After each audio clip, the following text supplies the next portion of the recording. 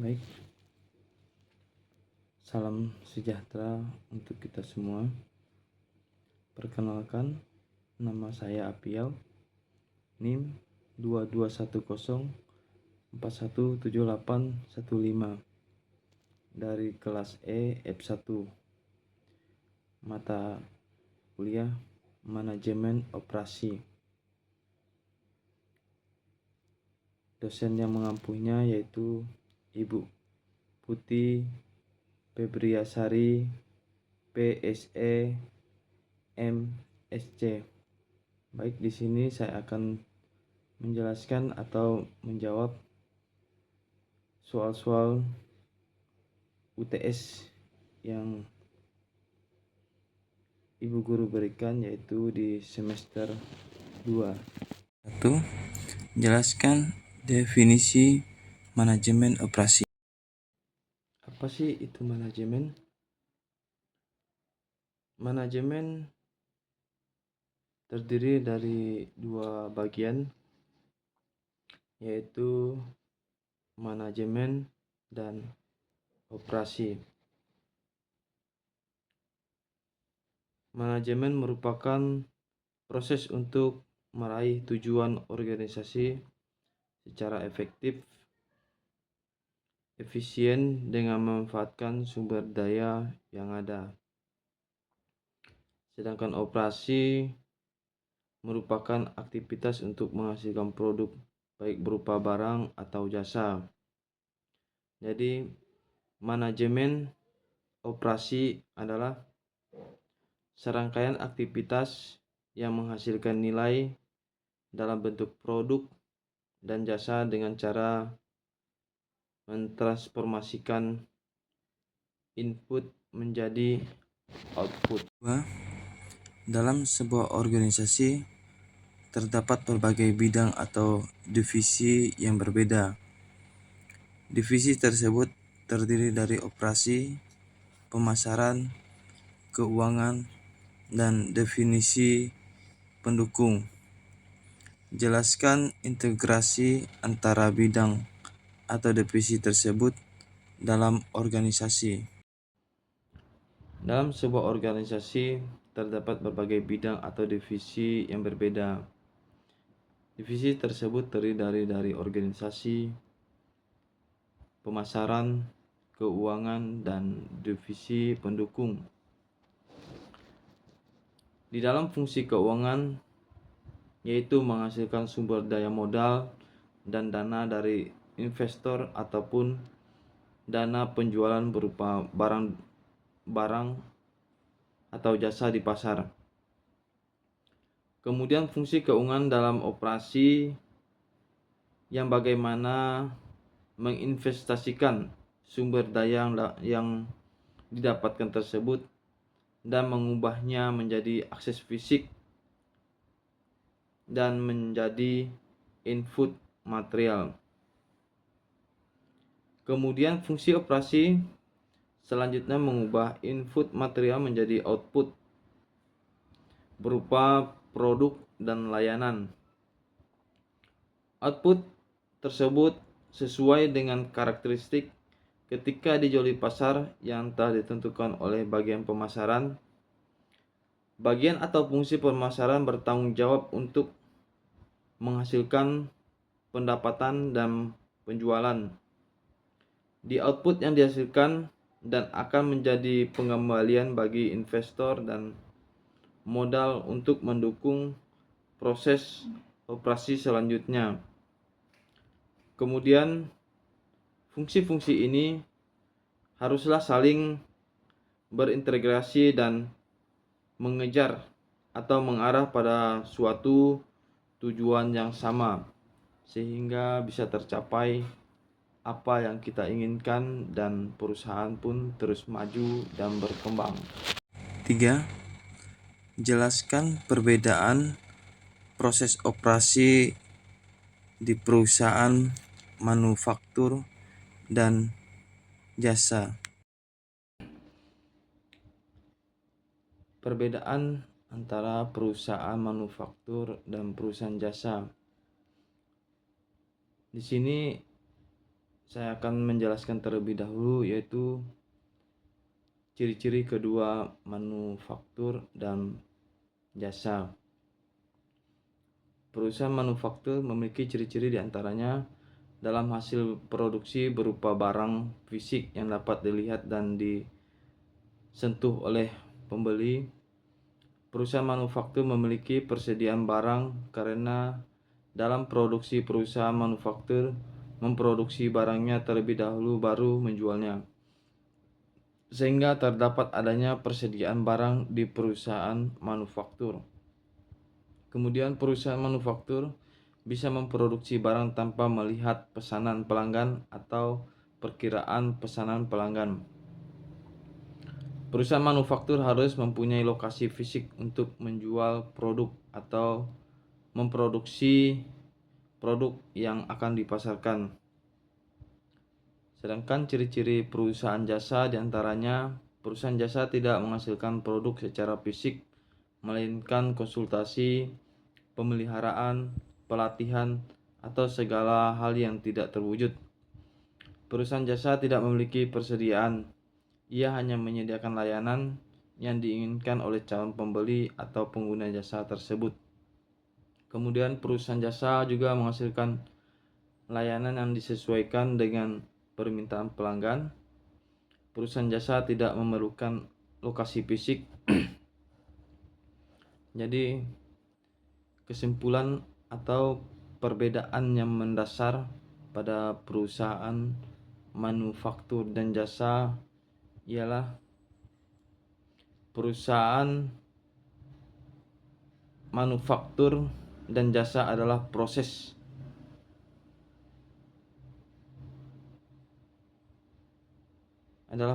manufaktur memiliki waktu respon yang lama, lebih padat modal, kualitasnya dapat diukur, lebih mudah bila dibandingkan dengan perusahaan jasa.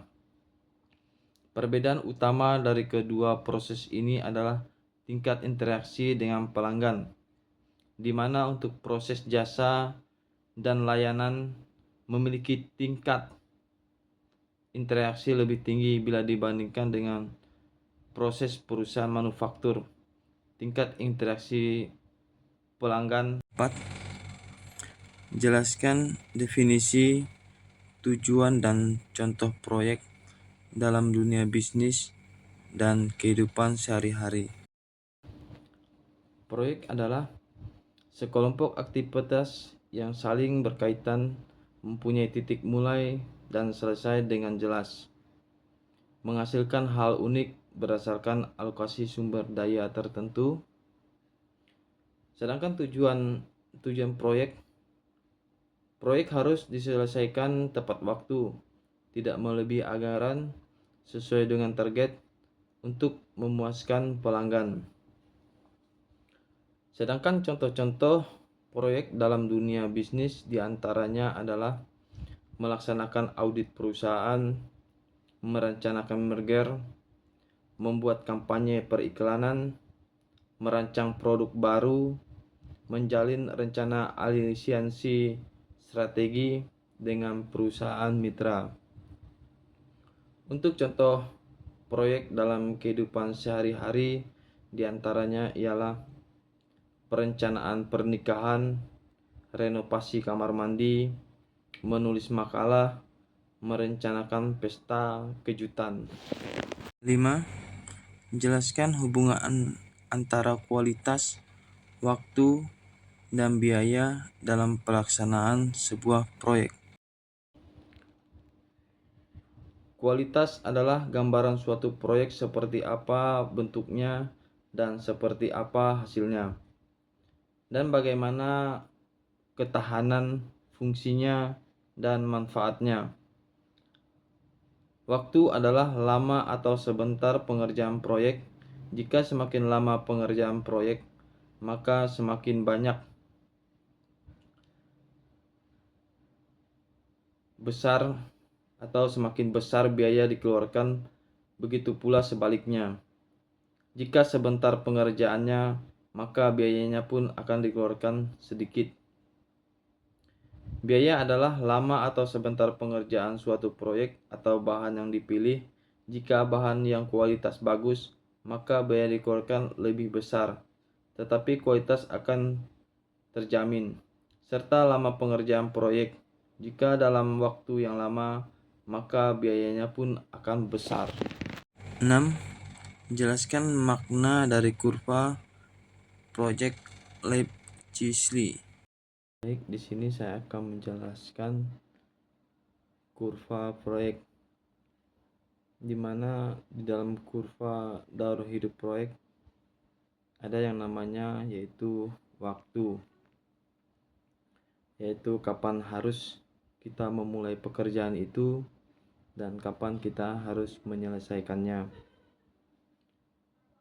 Serta daur hidup di dalam suatu proyek itu terdiri dari 4 bagian, yaitu definition and organization, planning, execution, dan close out. Untuk definition and organization adalah definisi yang harus dikerjakan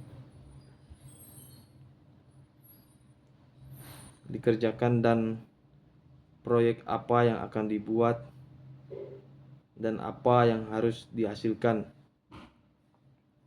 dan apa manfaatnya, kualitasnya itu seperti apa, dan kapan pelaksanaannya. Kemudian jika semuanya sudah rampung, barulah kita masuk ke dalam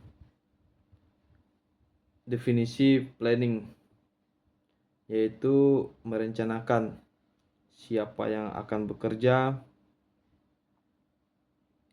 dan siapa yang akan mengerjakannya atau pemegang proyek tersebut, dan bagaimana dan kapan mulainya dan kapan selesainya, serta beberapa banyak tenaga kerja yang akan dipergunakan, serta peralatan apa yang diperlukan, uang, dan lain-lainnya. Setelah itu kita masuk di eksekusi atau waktu pengerjaannya dan apa-apa yang harus dikerjakan. Di fase eksekusi inilah yaitu membutuhkan waktu yang sangat lama. Kenapa? Karena inti dari aktivitas sebuah proyek itu berada di dalam fase eksekusi. 7. Jelaskan dimensi-dimensi yang terdapat dalam manajemen kualitas. Ada 8 dimensi dalam manajemen kualitas. Di antaranya 1, yaitu performa. Performa adalah karakteristik dasar dari sebuah produk yang ditawarkan kepada pelanggan. Kedua, fitur. Fitur adalah karakteristik tambahan yang ada pada sebuah produk. Selanjutnya, kehandalan adalah kehandalan yang mencerminkan kemungkinan produk rusak pada periode waktu tertentu. Kemudian, kesesuaian adalah tingkat kesesuaian produk yang dihasilkan dengan spesifikasi yang direncanakan. Yang kelima, ketahanan adalah jumlah pengguna yang dapat dimanfaatkan oleh pelanggan. Yang keenam ialah serviceability adalah kecepatan, kesopanan, dan kompetensi dalam melakukan perbaikan. Ketujuh, estetika merupakan bagaimana produk terlihat, terdengar, atau secara umum terasa oleh pelanggan. Kemudian yang terakhir yaitu yang kedelapan, kualitas yang dipersepsikan adalah persepsi yang dimiliki pelanggan saat membandingkan produk satu dengan produk yang lain. 8. Terdapat 4 jenis biaya dalam pelaksanaan manajemen kualitas, yaitu biaya pencegahan, biaya penilaian, biaya internal, dan biaya eksternal. Jelaskan perbedaan jenis biaya tersebut. Ada 4 jenis biaya dalam pelaksanaan manajemen kualitas. Di antaranya yaitu biaya pencegahan, biaya penilaian, dan biaya internal dan biaya eksternal. Untuk biaya pencegahan ialah biaya pencegahan dikaitkan dengan pencegahan kerusakan sebelum terjadi dan untuk mencegah masalah itu terjadi. Perusahaan harus menginvestasikan waktu, tenaga, dan tambahan. Kemudian biaya adalah penilaian. Biaya penilaian adalah biaya yang terjadi ketika perusahaan menilai tingkat kinerja atau prosesnya. Dan ketika biaya pencegahan meningkat, biaya penilaian akan menurun karena sumber daya yang dibutuhkan untuk melakukan uji kualitas produk lebih sedikit. Kemudian biaya internal atau biaya kegagalan internal ialah biaya yang diakibatkan oleh adanya cacat yang ditemukan selama proses produksi barang atau jasa. Terdiri dari 2 jenis cacat produksi, yaitu rework atau pengerjaan ulang terjadi jika beberapa aspek layanan yang harus dilakukan lagi atau diulang. Scrap atau scrap terjadi jika barang yang rusak tidak layak untuk diproses lebih lanjut. Kemudian biaya eksternal. Biaya ini muncul ketika cacat produksi ditemukan setelah konsumen menerima produk atau layanan. Selanjutnya yaitu menentukan cacat produksi dan memperbaikinya setelah produk ada di tangan pelanggan membutuhkan biaya yang cukup mahal. Terus yang selanjutnya biaya kegagalan eksternal juga termasuk layanan garansi dan biaya